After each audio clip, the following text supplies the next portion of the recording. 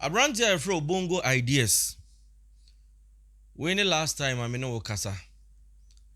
Na ni nyina fa nsem a waka fa Agya Koo eho. The last time ba ha no ba be kasa e. Sanse mi hunu se minua. Na adwuma na wo yensu nyina ya ye bi pen.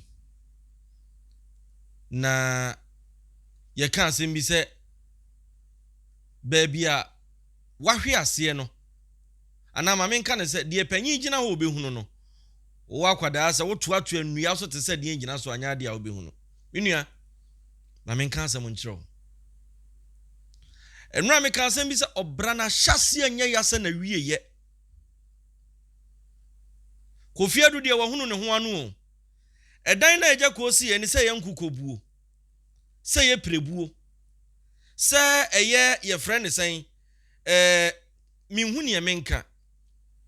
Wonya baabi di ne tiato.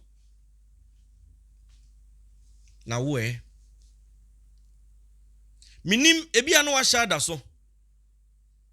Bongo ideas minim odabrem. Ansa na obi betimi akeka nsem bi se ni bia na sa nipa no na wofuo wo sika yie pa. Ti bongo me ye sure sa wa wofuo wo sika. Wo de wo tene won sa na wotwu ani eto obi anim. In fact, ensem a comment wa be mmade afa Agya Koo ho no. I decided not to talk. But this is the second time I'm in a kasa. Minyi wumfonyi wa ha. Sanse enetwamu a menka wasem biem. Minua. Me ma wo futu bi. Afutu a mede ma wo no enie. Hwɛ se pampam kwadaba ma ho ho. Na se wodi huna akwada na so wanwane a, wodi huna panyin no wanwane a, wodi huna akwada anya de obedwane. Na abrabɔ na ye ebo no. Yenya nyini ya yensra kwatia ti asem ni yie. Bongo mehwe wo mfie mu a wobenya bia ba mfie aduonu. Aduasa kora wonya nyan. Yenhwe ye bra Kofi adu eye Agya Koo yenhwe ni mfie. Asam na wo kaaye no. Menka se woni ho kwan. Se wutimi ka obi asem. Na emom o ka ene blogging na manfo blogging no. Esan sebe mpradu asan kakra wo benya de ahye na num nti no. Asam a enya nokre ensam a ya na nkofo ka efa nkofo ho. Sansa at the end of the day. So waka no nya ne kakra wagu no botomu a. Se wo sa nipa no. Wo kono madura wuo omfa ho. Bloggers bebre ama nkofo academ celebrities bebre. Blogger bia ma obi anu madura wu. Blogger bia ma sabre obi ma dane agyanka. Blogger bia ma obi atukwan waka wontimi masen asama yaka afa ne hunti. Minua bongo usa mitufo ofa eye wanfa eye. Na asama oka no statement ni ma ne ye me ya. Ene se Agya Koo dan na wasini de eye typical santini bema seso ni fie. Sign sante for me mesi dan. Sign Ome mutoda ya na nkofo bebre na ekasa. Na yede chese ye minhu ne menka. Ase some tribal statement bi ene sebe mpraduasa nimdia yennie na yede kasa. Na bongo said the maker no Kofi adu bra wabɔ no umomu fa mintimi nkase umomu fa nso sanse obinim obrempon ahyase na akoye se ka ahwe ase yenkema asem na mu nipa nyina awuo yenkema asem adansefo ni nyina awu odraba ni otiase anka obeka kwan ya fa so accident ni siye no onu wawu mate ni awu passenger awu tika ahwe ase ne mpanimfo se yenkamu asem na akwasi ampofo Djka asem bo se tramahwe ansa na abesere me ya wasere me baby ami tumrika na wudi machi hu se mahwe ho no bomodia na tumrika na tira ho ansa na wo besere me ya wasere me emfiti preko nsere sanse bia na wuduru ho a okura de obebo abutuo na hwe nso ayemfa obiem panimfo beno no minua ade ba ko amahunu ene se nan kwada aye ba yemfa ni die ma mpanimfo eno kwasam se mpanimfo ni bebragu onum ho fi nanso ye bibifo ye wo yamamre titiru no obi a wonye wo hwe obi a wonkan wo wontin wonkan wonmo wonye wo hwe na sa nipa no wosi bia kakra wo benya die nti wo begu nanim ase a kyera mansan ensem bebri minim kura minim se kofi adu abie nyuma Agya Koo abie nyuma mankofo ye bi tete mofra band omo bo wontua wo mka na tua wo mka acting ya o acting wonya mfaso enso enam ne sonso mankofo nya mfaso enru Agya Koo fie ya wo lanchi ma menka nkyerɛw adisika mpempem ankoma na ekonkofo botom bloggers ye ekoye wonu mom ko kasaye wonu mom ko twaye ede beto ye various channels ebra wonu musika mom de adidi unim de ntia enyo obia na aka ne ho asem wo ekọ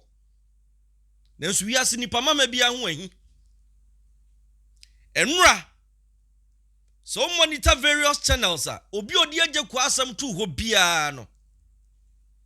ne channel ne koye enu nti eye adwuma pa eye sika ene ne da Agya Koo pegu nkofo botom mibusawo sede wu sibi eto papa yi ho kansem bebre ni fie ni yenkukobuo nantin ho anwani adan na wo ka no minua ede na wo waya ama ho yinyanyini ya yensra kwatia na sede na mi di ka aka ne kane ansana mi beduru ha no me se tra mahwe ansa na abesere me ya wasere me ba bia Agya Koo ahwe ase no tra ho sa na abesere na wasere no sie tie ya bra na sam wo se dan no sha ase 207 2007 2007 and wo share dan na se enu ntimu amoka sanke wo so si modern day of building no yemu se 2007 na Agya Koo share dan na se no na dan baby na ne yesie enra minya daje gogo ye 2007 the kind of a dan na ye popular power Ghana ha minia so unimade e fa unimade e fe echen obi a 7 previous wono wabo ne bra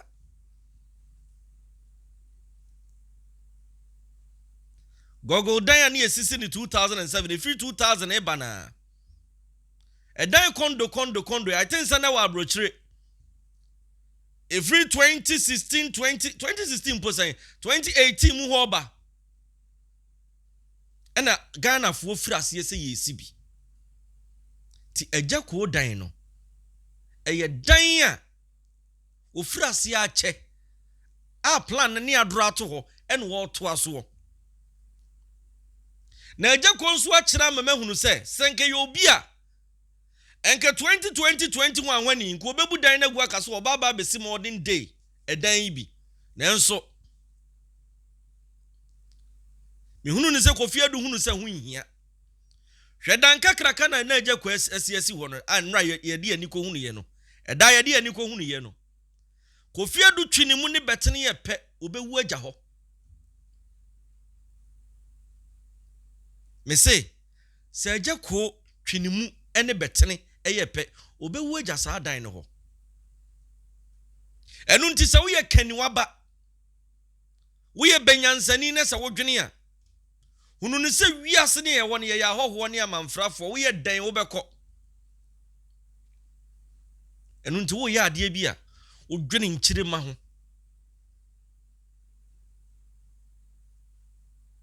sana edan ya aba foforo yi sika wo sen ne saa dan we no ho no se betimi asie ne dan a aba bia ama bi emu aba ye korokoro a me ye sure se we no a wo si ye eye dan a wo si ni se ebia se daachi bia woni wa wo abusua wo ma wo nananom sana na kane ye nananom dwene enu ntu hwe bantama brosan ni kurofroma brosan na sisi wono a edan ba akopɛ abusuafo efiri nkurase ba ye nyina ba betenem nana no wawukɔ wagya nachi enu nene wotim a wudi akonkosam yi wudi amamasam yi saa dwene ni bi na kofi adu dwene ye mami nsi dan ne kakraka na daachi mi ni ho a sebe mpraduasa me ma me ye me nananom me wofamanom yaba Agya Koo kwa won fa saa dan ne nko enu nti bongo ade ayi sei se wo se won saso achi adwade a ebia na kofi adu de na ne nsanso na achi adwade aboa sebo ene gya ne mankuma bi ho no wogya enkwada ne ma ne ye ebra sebo kwa adidie ena bofuo bi betu si ho be fa sebo baba ako adan ode ni kofi akwa akoyen no wode ne ko ena sebo baba ako otia mu se ma mi ntu ahwe ame ade anua yi ko ose mumu ama no ne di onim ewodo ti bongo ideas die onim wowodo se de meka se dan ni se ye prebuo se etise kambu se de wo ka no se tise dian waye bi enano mekeka nintini ni atwotwo wure betwa si Agya Koo fie ho a ye ba behwa de fefa papa na ya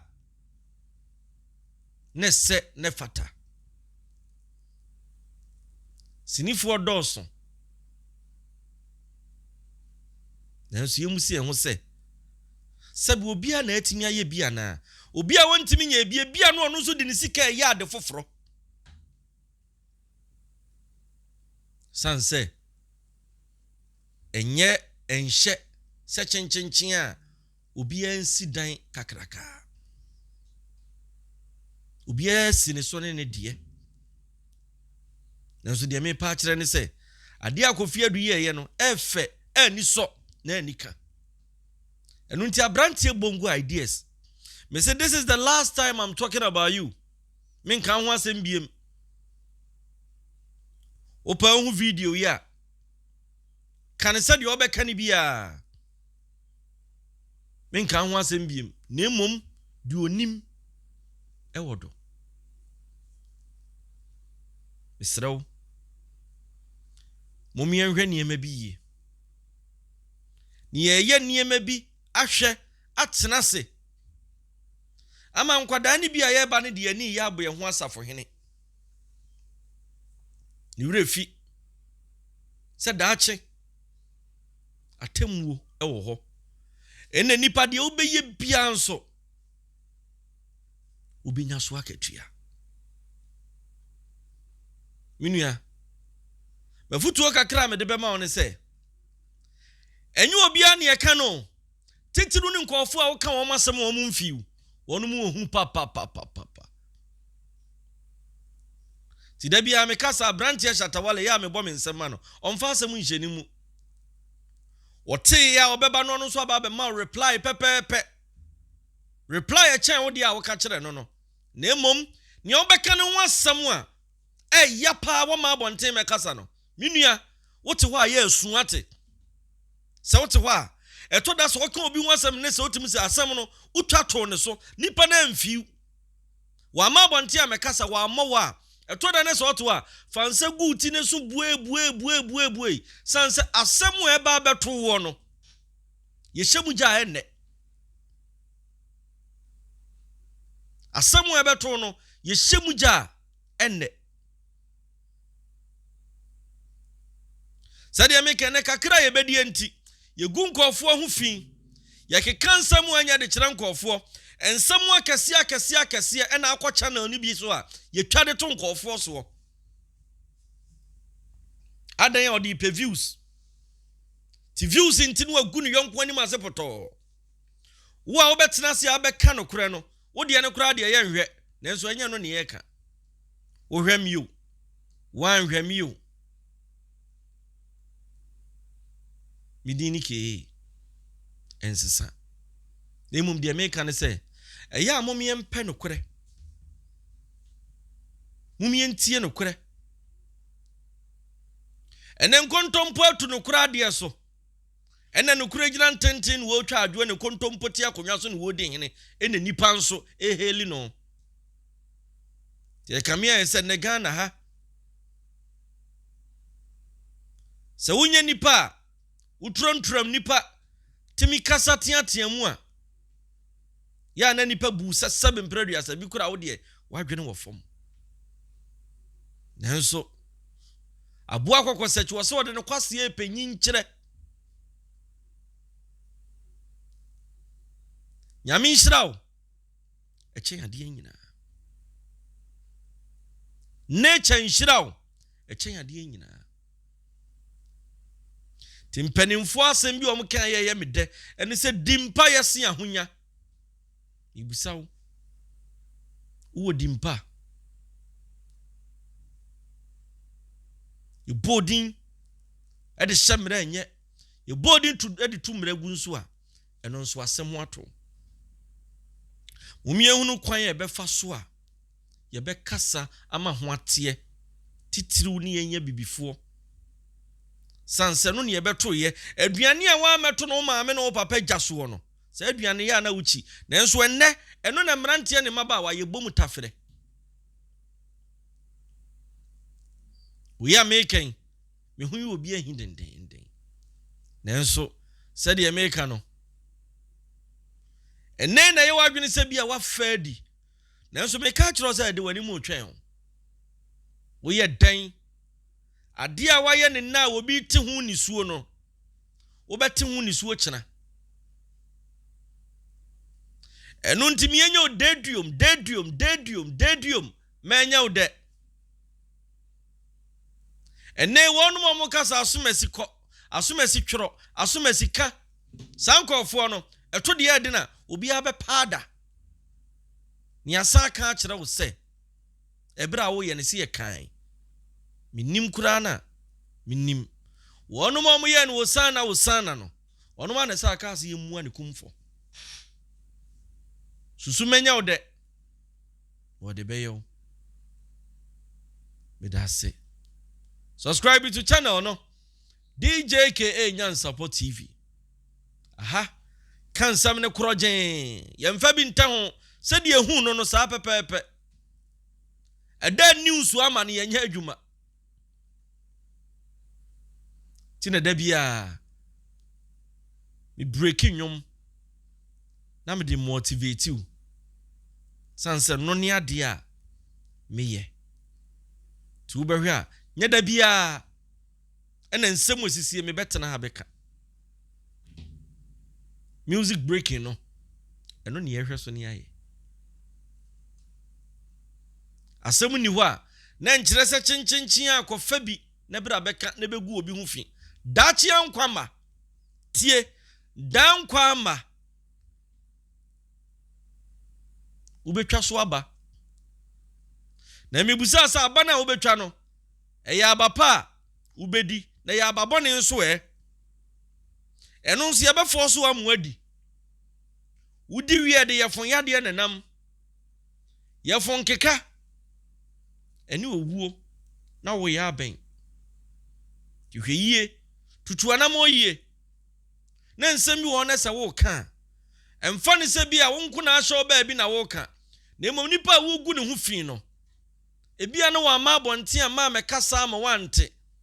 na wa hwe ho yie na wa fa sabu akwan bi na wa ye obibi ebe wi akira wo mpa wo hunu akira akwan no na akoye nsem bebere onyame nhyira wo medase